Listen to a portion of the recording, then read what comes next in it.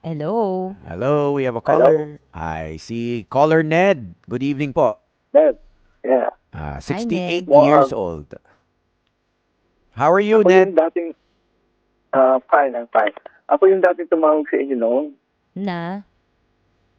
na yung tungkol doon sa naging, karoon akong ng girlfriend noon na after may baha. May Yun. baha, Oh, yun yung yung Okay, yung yung athlete nag-turn dati. around, Athlete nung araw. Okay. basketball player ka dati. varsity, Oo. varsity player. Oh, Oy, Ned, kamusta? Eh, May nabiktima ka na naman? hindi, okay. Kasi ito yung continuation ng araw na aking, ng mga nakaraang late 20s. Ah. When I was 31 years old. And Dapat she okay. was bagong just, confession yan, Bago yan, oo. Sige, Hindi, kasi sige. ano yan, halos magkakasabay sila noon eh. Parang gusto Kaya mo pang nga gumawa ng yung, series sa program namin, totoo yun, totoo. Sige, Eh, sige. di ba tang late po noon nangyari noon yung dalawa nagkaroon sila ng parang pagkakahiwalay niya. Yun, pati ako ang nawala. Oo, Pero nawala sila merong parehas. pero yung isa, nakaibigan itong girlfriend ko talaga, yung una, yung pinaka-love ko. Yung siya yung naging dahilan. Kaya ako naging tumatagal sa buhay na yung masaya, Ang nagpapasaya Eh, sa'yo. ngayon, nakakilala ako ng naging, na isa noon nung panahon na yun, nung, ang tawag dito, semestral break noon eh. Nagja-jogging ako, nakilala ko rin yung isa. Siya, nakilala ko na kaibigan pala ng personal sector. Sila Oo. yung magkakasama sa atin. Ang liit ng mundo nyo, Hindi, kasi ano talaga eh. Kumbaga sa yung isa talagang malayo. Itong dalawa, halos parehas ng lugar namin. Yung isang lugar, Mhm. talong natin. So, yung pangyayaring yan, eto na yan. Ito yung pinakamagandang pangyayari. Nag-jogging ako, then nakita niya ako, parang, parang dinati niya ako, parang magkakakilala eh. Tapos naglalaro ako doon sa lugar namin. Ngayon, ang sabi niya sa akin, nagbiniro ko na, ako pwedeng mag-breakfast sa inyo. Ang sabi niya sa akin, sige, hindi mo, may pagluluto kita. Yung gano'n sa akin. E di, sabi ko, isa pang ikot, babalik na ako dyan. Mating ako nung siguro mga 7:30 na mag-8 early in the morning. Pagdating ko sa kanila, pasok ako. Sabi ko, baka po pwedeng mag-shower muna. Bago Yun. tayo mag-breakfast. Yeah. Ang aga-aga. Iba ka talaga, Neb. Hindi. Talagang gano'n eh. Talagang kumbaga sa medyo may kalupitan pa noong panahon na yun. Kaya nga. Naligo ako. Shower ako. Kasi siyempre, nag-shower ako. Wala akong tuwalya. Then I asked her, bigyan mo naman ako ng tuwalya dito para ako naman yung sa. Nung binigay niya ako ng tuwalya, sinabayan ko ng hila. Nagkasabay kami sa shower. Pasok-pasok siya. Siyempre, wala siyang bra. Bumakat. Ngayon yung niya sa shower, sa tubig. Mhm. Ako medyo masama na ang dating ni Junjun. Nagwawala to si Junjun. Yun yung pangyayari na. Kasi yung unang pangyayari sa akin ng first girlfriend ko na hindi ko itinuloy dahil natakot siya. Natakot ako na baka magbunta. Pero dito, tinuluyan ko na siya. Alam mo bang, meron kami spectator na inaano-noon. Meron may nakakakita sa amin nagmamati. Sino nasa bahay? Yung, Sino? yung Si, yung aso niya. yung atin. May alaga siya aso na nanonood. Aso. Ha? Aso niya? Ngayon, oo. May aso siya alaga. Kala ko po sino yung nanonood na kinakalambit niya ako na ang madis, isang gano'n sa akin. Merong nanonood sa atin. Kaya Mhm. sabi ko, nagulat ako kaya medyo, wala na akong magagawa, naantuan eh. Talagang, pagkasta init na eh. Mhm. Kaya sa pangyayari niya talagang karoon. Ganda. Ano nga talaga.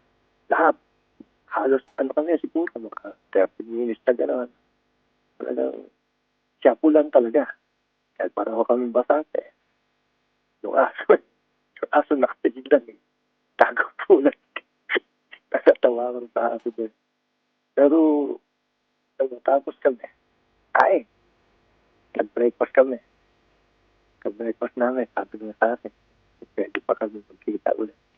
Nak Eh, bumabalik-balik, totoo, binabalik-balikan na.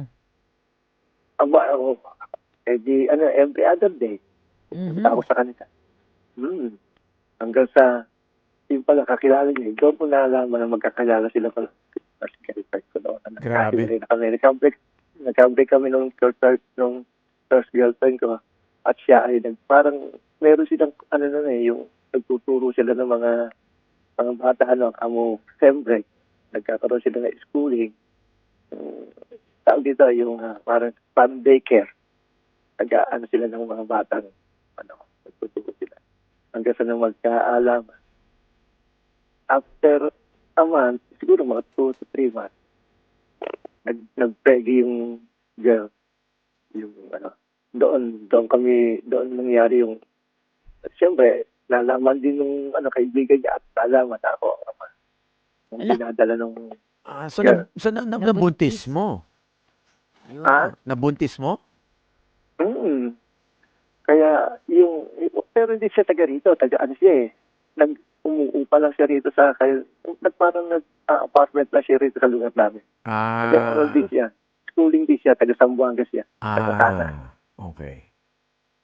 Then nung malaman kong preggy siya, hindi ko malaman. Siyempre, parang pag-isip niya, natakot. Doon ako pinagbahan. Doon ako natakot. At hindi ko alam kung anong gagawin ko. Kung magpapakita ko, kung ghost ko na lang siya. Sabi ko sa sarili ko na hindi pa ako handa noon. I'm all, siguro 21 years old ako siya. Ayan, 70. bata Kaya pa. 80. Oo. 18 Kaya, siya. mag-18. Oh, wow. Kasi, siya, ako ay 21 years old. Oo. Mga 1978 yun eh. Oh. Sabi ko ako, eto na, pinuntahan na ako dito sa lugar namin. Kasi malayo yung lugar nila, mas malayo kaysa dito sa lugar namin. Nasa subdivision sila, doon sila nakauwi. Ngayon, may pumunta sa akin, siguro, yung landlord nila, yung sa Pasig, kilala ko. Alam yung lugar namin. Sa anak ko. Nakipag-usap daw ako para malaman ko kung paano gagawin namin. Parang siya ba, gano'n. Mhm. Then, ang sabi ko lang sa girl na, sabihin mo na sa inyo, parang nagtaka ko sasabihin sa amin. Kaya umuwi siya, then that time, nung pag-uwi niya, hindi na kami nakita. Hindi na siguro siya bumalik dito, hindi na siya nakabalik. Wala na.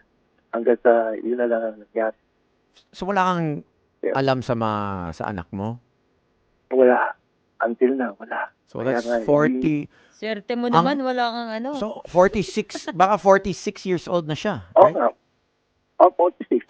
Mga 46 na, 1978. Oh. Yun, may katandaan na rin. Oh.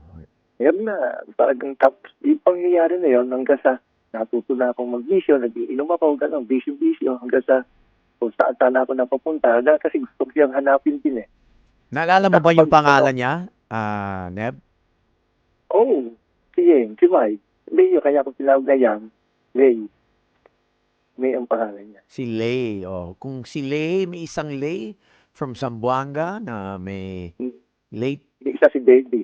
Yung isa si Davey, si Imam. Binabaliktad ko lang ang pangalan eh. Ang ganda ng ang ganda ng pagkakapangalan mo, talagang very, very unique. Lay. Yeah. Talagang malalaman natin kung nasan sila. Sobrang daming lay sa Pilipinas. Alam mo ba, bago ko, 1980, doon pa nangyari yung bigla ako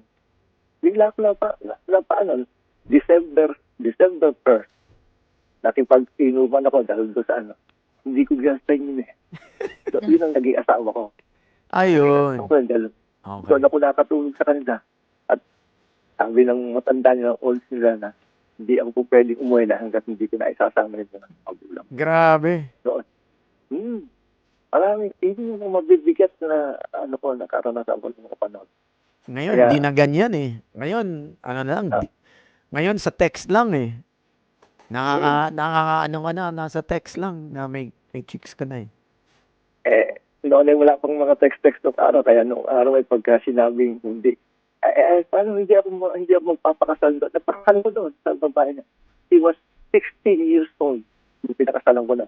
And I was Ang bata 23 years pa. old. Grabe. 23 ko. 16 siya. Hanggang ngayon, Alam kayo mo. pa rin. Patay na yung, kasi nagkahiwalay nga kami noon. Ah. Hindi ko kasi siya girlfriend eh. Parang pikot nga ang nangyari sa akin. Oo, sinabi mo eh. Tama. Forced marriage. Mm. Yun ang December 1st na magkainuman. December 7th, pinakasal kami. Doon sa kanila mismo talaga kami. Kasi may kaya eh. Yan ang experience ko talaga na hindi ko talaga makakalimutan. Pero ang dami kong, hindi nakarating ko kanina na hanggang sa nag-abroad ako. Nakapag-asawa ulit ako sa abroad. Uwi ako rito. Hanggang sa, iiwanan din ako nung pangasawa ko. Bakit ka? Nagulag ako eh. So hanggang ngayon, Neb, hindi nag-contact sa yung girl na yon, yung nabuntis. Biglang umalis siya, Wala. bumalik ng probinsya. Wala na. Oo. Gasdago siya. Then doon sa ano ko. Ikaw pala yung unang-una na ghost eh. 1980 pala eh. Oo. 1980 pa lang talagang may mga Ikaw, matakbo na sa responsibilidad. Grabe, ginost ka. Siya pa yung buntis eh. Yun, yung hindi na siya bumalik. Siguro, ang ano ko roon, baka ang guest ko roon, maaring hindi na siya pinabalik dito, maaring pinagalitan siya, baka siguro. Ang pinag-aaral siya, siguro, gano'n na nangyari. Kaya wala na akong balita eh. Binalik na ulit sa probinsya. Grabe. Maliban pa pala sa marami kang girlfriend, talagang may nako-confess ka pa rin talagang ganyan. Grabe ka talaga, matinig ka talaga, Neb. Naku, baka mapatawag ka pa ulit sa amin dito Isa kasi kang- madami ka pang i-confess. Oo, meron pa talaga. Marami Ay, pero pa. aabutin tayo ng alas 2. Shoutout ko na lang. Ay, sige. Shoutout ko na lang yung aking Ay, kaibigan sige, na shoutout mo muna bago tayo magpaalam. si Alan Putol. Putol ang paan yun eh. Alan Kaya ako Putol. na nagtutol. Oo. Ganyan na Ang ganyan yung asawa mga niya si pangalan talaga dati. Alan Putol, minsan Alan Tenga, 'di ba? Mga ganun. 'Di ba? Sa amin may hopya pa ka sa amin eh. May Oo. bansag nga sa akin eh. May bansag nga sa akin, Bilog. Bilog. Dahil sa basketball. Old school eh, Bilog. no? Hindi, Ayun, dahil ne. sa basketball ka yun. Ayun, ne. Maraming salamat sa bago mong confession Oo, at aabangan pa ganda. namin yung mga series of confession mo, Neb. Talaga namang Okay, hindi ka marami na pa. uubusan sa 78 years of na nabubuhay ka. Siyempre, oo. 78 years ka ba? Hanggang sa ngayon nga eh. Hanggang sa 50 years ko.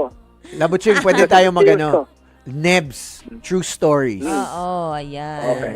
Ay, maraming salamat, Neb, sa pagtawag mo ulit at na-miss ka namin. Okay. Gusto rin kita. Ay, naku po. Eto na! Thank you. Okay, Mga kapatid, patuloy po kayong tumutok sa 105.9 True FM para sa totoong balita, impormasyon, music and entertainment. At mag-subscribe sa aming YouTube channel at podcast at sundan nyo kami sa Facebook, Instagram, X at TikTok sa True Network PH. Bisitahin ang aming website sa truefm.ph. Kami po ang 105.9 True FM. Laging true sa'yo, kapatid.